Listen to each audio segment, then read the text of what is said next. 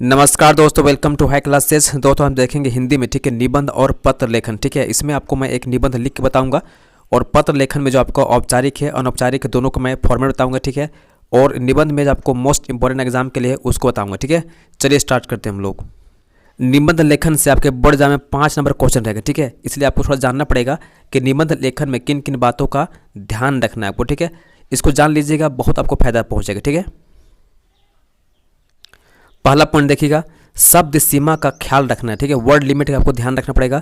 अधिकतम आपको 3 पेज लिखना है। ठीक है, आपका काम चल जाएगा 2 से ढाई पेज में। ठीक है, 2 से ढाई पेज में आप आराम से लिख सकते हो, लेकिन मैक्सिमम आप 3 पेज तक जा सकते हो। ठीक है, सेकेंड पॉइंट समझिएगा, भाषा को बहुत सिंपल और शुद्ध रखना है। ठीक है, एकदम बहुत सिंपल लैंग्वेज लिखना है, एकदम शुद्ध रखना है। ठीक है, काटा पीटा नहीं करना है। ठीक है, तीसरा पॉइंट देखिएगा, विराम चिन्ह का प्रयोग बहुत अच्छा से करना है। ठीक है, जैसे आपका कौन विराम हो गया, ठीक है, क्वेश्चन मार्क हो गया, ठीक है, आश्चर्य बोधक हो गया। ठीक है, तो इन सब का प्रयोग आपको अच्छा से करना है निबंध लेखन में। ठीक है, अगला पॉइंट देखिएगा, विषय से भटकना नहीं है। ठीक है, ऐसा नहीं कि हम लिखते थे कहाँ भटक गया, ऐसा नहीं करना। ठीक है, जो आपको टॉपिक दिया गया उसी पे आपको लिखना है। ठीक है, भटकना नहीं है ना। नेक्स्ट पॉइंट ध्यान दीजिएगा, एक बात को, ठीक है, घुमा फिरा कर लिखने से बचना है। ठीक है, एकदम जलेबी की तरह घुमाना मत, ठीक है, एक ही बात को। ठीक है, इससे बचना है, ऐसे करोगे तो बोरिंग हो जाएगा निबंध। ठीक है, नेक्स्ट पॉइंट देखिएगा, विचारों को क्रमबद्ध तरीके से सजा कर लिखना है। ठीक है, ऐसा नहीं कि जहाँ पर तहाँ लिख दिए। ठीक है, वैसा नहीं करना है, जो आपका फ्लो है ना एकदम बना कर रखना है। ठीक है, नेक्स्ट पॉइंट देखिएगा, मुहारा, ठीक है, और लोकोक्तियों का प्रयोग जितना हो सके उतना करना है। ठीक है, निबंध लेखन में बहुत फायदा होगा। ठीक है, और अच्छा मार्क्स भी आएगा आपका। चलिए हम लोग एक क्वेश्चन करते हैं निबंध का। ठीक है, महिला सशक्तिकरण पर निबंध लिखे। ठीक है, 250 शब्दों में। ठीक है, आपको क्वेश्चन में, ठीक है, बोर्ड एग्जाम में जो आपका सांकेतिक वर्ड होगा ना, सांकेतिक शब्द आपका दिया रहेगा। ठीक है, इसलिए आपको जो शब्द दिया रहेगा उसी में लिखना है। ठीक है, निबंध का सबसे पहला पॉइंट आता है आपका प्रस्तावना, इसी को बोलते हैं भूमिका, इसी को बोलते हैं इंट्रोडक्शन। ठीक है, आज के आधुनिक समय में महिला सशक्तिकरण एक विशेष चर्चा का विषय है। हमारे आदि ग्रंथों में नारी के महत्व को मानते हुए यहाँ तक बताया गया है कि यत्र नार्यस्तु पूजन्ते रमन्ते तत्र देवता। ठीक है, अर्थात जहाँ नारी की पूजा होती है वहाँ देवता भी निवास करते हैं। ठीक है, लेकिन विडम्बना तो देखिए, नारी में इतनी शक्ति होने के बावजूद भी उसके सशक्तिकरण की अत्यंत आवश्यकता महसूस हो रही है। ठीक है, महिलाओं के आर्थिक सशक्तिकरण का अर्थ उनके आर्थिक फैसलों, आय, संपत्ति और दूसरी वस्तुओं की उपलब्धता से है। इन सुविधाओं को पाकर ही वह अपने सामाजिक स्तर को ऊंचा कर सकती है। ठीक है, राष्ट्र के विकास में महिलाओं का महत्व और अधिकार के बारे में समाज में जागरूकता लाने के लिए मातृ दिवस, अंतर्राष्ट्रीय महिला दिवस आदि जैसे कई सारे कार्यक्रम सरकार द्वारा चलाए जा रहे हैं। ठीक है, ये आपका हो गया भूमिका। ठीक है, ये आपका प्रस्तावना हो गया, भूमिका हो गया, इंट्रोडक्शन कह ले। ठीक है, ये सभी आपका हो गया। उसके बाद आपको लिखना है महिला सशक्तिकरण का अर्थ। ठीक है, आपके बोर्ड एग्जाम में, ठीक है, आपका सांकेतिक बिंदु दिया रहेगा। ठीक है, अपने से आपको नहीं करना है। ठीक है, जो दिया रहेगा एग्जाम में बोर्ड में, ठीक है, वैसे आपको लिखना है। ठीक है, जो सांकेतिक बिंदु दिया रहेगा ना उसी आधार पर आपको लिखना है। ठीक है, यहाँ पर मैं आपको समझाने के लिए एक फॉर्मेट दे रहा हूँ ताकि आपके दिमाग में ये बैठ जाए कि आपको ऐसा लिखना है। ठीक है, निबंध। नेक्स्ट पॉइंट देखिएगा, महिला सशक्तिकरण का अर्थ। ठीक है, महिला सशक्तिकरण का अर्थ महिलाओं के सामाजिक और आर्थिक स्थिति में सुधार लाना है ताकि उनके रोजगार, शिक्षा, आर्थिक तरक्की के बराबरी के मौके मिल सके। ठीक है, जिससे वह सामाजिक स्वतंत्रता और तरक्की प्राप्त कर सके। यह वह तरीका है जिसके द्वारा महिलाएं भी पुरुषों की तरह अपनी हर आकांक्षाओं को पूरा कर सके। ठीक है, नेक्स्ट पॉइंट देखिएगा, भारत में महिला सशक्तिकरण की आवश्यकता। ठीक है, महिला सशक्तिकरण की जरूरत इसलिए पड़ी क्योंकि प्राचीन समय से भारत में लैंगिक असमानता थी। ठीक है, और पुरुष प्रधान समाज था। महिलाओं को उनके अपने परिवार और समाज द्वारा कई कारणों से दबाया गया। ठीक है, तथा उनके साथ कई प्रकार की हिंसा हुई, परिवार और समाज में भेदभाव किया गया। ऐसा केवल भारत में ही नहीं हुआ बल्कि दूसरे देशों में भी दिखाई पड़ता है। ठीक है, नेक्स्ट पॉइंट देखिएगा, महिला सशक्तिकरण के मार्ग में आने वाली बाधाएं। ठीक है, भारतीय समाज एक ऐसा समाज है जिसमें कई तरह के रिवाज, मान्यताएं और परंपराएं शामिल हैं। इनमें से कुछ पुरानी मान्यताएं और परंपराएं ऐसी भी है जो भारत में महिला सशक्तिकरण के लिए बाधा सिद्ध होती है। उन्हीं बाधाओं में से कुछ निम्नलिखित है। ठीक है, पुरानी और रूढ़िवादी, ठीक है, विचारधाराओं के कारण भारत के कई सारे क्षेत्रों में महिलाओं के घर छोड़ने पर पाबंदी होती है। इस तरह के क्षेत्रों में महिलाओं को शिक्षा या फिर रोजगार के लिए घर से बाहर जाने की आज़ादी नहीं होती है। आगे देखिएगा, पुरानी और रूढ़िवादी विचारधाराओं के वातावरण में रहने के कारण महिलाएं खुद को पुरुषों से कम समझने लगती है। ठीक है, और अपने वर्तमान सामाजिक और आर्थिक दशा को बदलने में नाकाम साबित होती है। उसके बाद देखिए, भारत में महिला सशक्तिकरण के लिए सरकार की भूमिका, ठीक है। भारत सरकार द्वारा महिला सशक्तिकरण के लिए कई सारी योजनाएं चलाई जाती है। इनमें से कई सारी योजनाएं रोजगार, कृषि और स्वास्थ्य जैसी चीज़ों से संबंधित होती है। इन योजनाओं के गठन भारतीय महिलाओं के परिस्थिति को देखते हुए किया गया है ताकि समाज में उनकी भागीदारी को बढ़ाया जा सके, ठीक है। जैसे बेटी बचाओ बेटी पढ़ाओ योजना, ठीक है, महिला हेल्पलाइन योजना, उज्ज्वला योजना, ठीक है, पंचायती राज योजनाओं में महिलाओं के लिए आरक्षण। अगला पॉइंट देखिएगा, महिलाओं की राष्ट्र निर्माण में भूमिका, ठीक है। बदलते समय के साथ, ठीक है, आधुनिक युग की नारी पढ़ लिख कर स्वतंत्र है, वह अपने अधिकारों के प्रति सजग है तथा स्वयं अपना निर्णय लेती है। अब वह चारदीवारी से बाहर निकलकर देश के लिए विशेष महत्वपूर्ण कार्य करती है। महिलाएं हमारे देश की आबादी का लगभग आधा हिस्सा है। इसी वजह से राष्ट्र के विकास के महान काम में महिलाओं की भूमिका और योगदान को पूरी तरह और सही परिप्रेक्ष्य में रखकर ही राष्ट्र निर्माण के लक्ष्य को हासिल किया जा सकता है, ठीक है।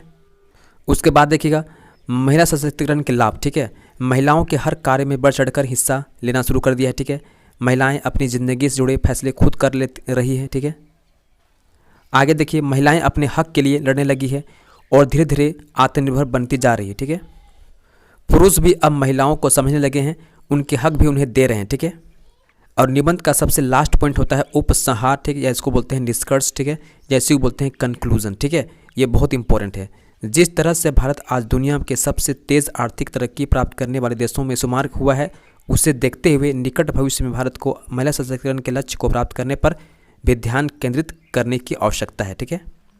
भारतीय समाज में, ठीक है, सच में महिला सशक्तिकरण लाने के लिए महिलाओं के लिए विरुद्ध बुरी प्रथाओं के मुख्य कारणों को समझना और उन्हें हटाना होगा, जो समाज की पितृसत्तात्मक और पुरुष युक्त व्यवस्था है, ठीक है। अब आगे देखिएगा परीक्षा के लिए महत्वपूर्ण निबंध, ठीक है। नंबर 1 देखिएगा जलवायु परिवर्तन पर निबंध, ठीक है। मेक इन इंडिया पर निबंध, ठीक है। नई शिक्षा नीति 2020 पर निबंध। सोशल मीडिया के लत पर निबंध, ठीक है। प्रदूषण पर निबंध। ये सभी मोस्ट इंपॉर्टेंट आपके एग्जाम के लिए, ठीक है। ग्लोबल वार्मिंग पर निबंध, ठीक है। स्वच्छ भारत अभियान पर निबंध, ठीक है। बेटी बचाओ बेटी पढ़ाओ पर निबंध, ठीक है। नोटबंदी पर निबंध, ठीक है। कोरोना पर निबंध, ठीक है। ये सभी काफ़ी ज़्यादा मोस्ट इंपॉर्टेंट है जहाँ से क्वेश्चन पूछा जा सकता है, ठीक है। चलिए अब आगे समझते हैं पत्र लेखन, ठीक है। मोस्ट इंपॉर्टेंट यहाँ से आपको 5 मार्क्स क्वेश्चन पूछेगा, ठीक है, और बहुत ही आसान है। पहले समझिएगा औपचारिक, ठीक है। प्रधानाचार्य को लिखा जाने वाला पत्र, ठीक है।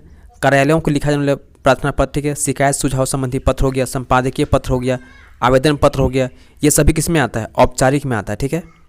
चलिए क्वेश्चन करते हैं, ठीक है। अपने क्षेत्र के पुलिस अधीक्षक को पत्र लिखिए जिसमें नगर में बढ़ती चोरियों के ऊपर चिंता व्यक्त की गई हो तथा उसकी रोकथाम हेतु आवश्यक कदम उठाने का अनुरोध किया गया हो, ठीक है। ये आपको लिखना है लेटर, ठीक है। ये आपका औपचारिक है, ठीक है, ध्यान देना। इसका फॉर्मेट समझिए, ठीक है।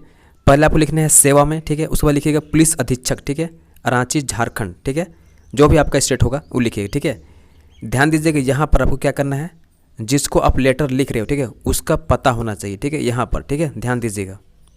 उसके बाद देखिए यहाँ पर आपको एक लाइन स्पेस छोड़ना है, ठीक है। उसके बाद आपको लिखना है यहाँ पर डेट, ठीक है। डेट में जो लिख रहा हूँ वैसे लिखना आपको, ठीक है, एकदम ये आपको सही तरीका है, ठीक है। 21 मार्च 2000 लिख के इस प्रकार से XX करना, ठीक है। उसके बाद आपका आता है विषय, ठीक है, मोहल्ले में बढ़ती चोरियों के संबंध में, ठीक है। उसके बाद आपको यहाँ पर एक स्पेस छोड़ना है, उसके बाद लिखना है आपको महोदय, ठीक है। महोदय के बाद, ठीक है, थोड़ा सा आपको स्पेस रखना है, ठीक है। उसके बाद आप ध्यान दीजिएगा लेटर का जो लाइन होता है फर्स्ट लाइन, ठीक है, ये सबसे ज़्यादा मोस्ट इंपॉर्टेंट होता है, एकदम इसको अच्छा से आकर्षक लिखना है, ठीक है। मैं आपका ध्यान अपने मोहल्ले पूजा कॉलोनी में बढ़ती चोरी की घटनाओं की ओर आकर्षित करना चाहता हूँ, ठीक है। उसके बाद आपको बॉडी में 4-5 लाइन आपको लिखना है, ठीक है, जो भी आपका मुद्दा है, ठीक है, इशू है।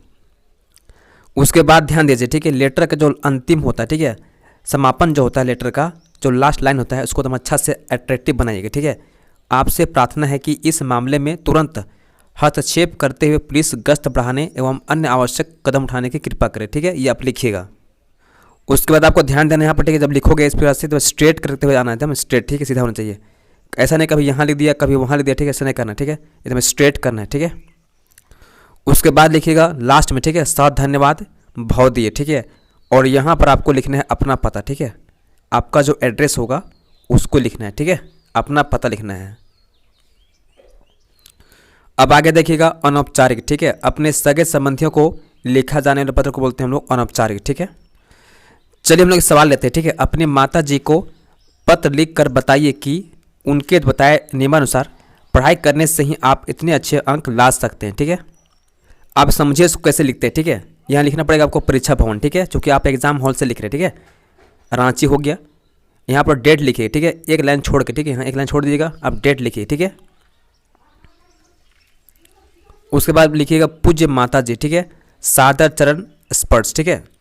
अब यहाँ पर ध्यान दीजिए, यहाँ पर आपको अपना पता, ठीक है, अपना पता लिखना है, ठीक है। जहाँ से आप लेटर लिख रहे हो वहाँ का पता होना चाहिए, ठीक है। उसके बाद लिखिएगा मैं यहाँ सकुशल हूँ, ठीक है, आशा करता हूँ आप सभी सकुशल होंगे, ठीक है। उसके बाद आप बॉडी में जो आपका विषय दिया गया उसमें लिखना है, ठीक है। उसके बाद ध्यान देना है, लास्ट में लिखना है आपको पूज्य पिताजी को चरण स्पर्श, ठीक है, और कमला को स्नेह कहना। और मोस्ट इंपोर्टेंट आपका है पत्रोत्तर की प्रतीक्षा में, ठीक है। ये बहुत ही मोस्ट इंपोर्टेंट लाइन है, इसको लिखना जरूरी है, ठीक है। उसके बाद लिखिएगा आपका प्रिय पुत्र, ठीक है, अनुज। तो दोस्तों ये था हम लोग का हिंदी का, ठीक है, लेटर और निबंध का मोस्ट इंपोर्टेंट कॉन्सेप्ट आपको समझ में आया होगा, आई होप, ठीक है। अगर वीडियो पसंद आया होगा प्लीज़ लाइक कीजिएगा, शेयर कीजिएगा, और चैनल को अगर पहली बार आए हो प्लीज़ सब्सक्राइब करना मत भूलिएगा, ये बहुत ज़रूरी है, ठीक है। चलिए मिलते हैं नेक्स्ट वीडियो में, धन्यवाद, जय हिंद, ठीक है।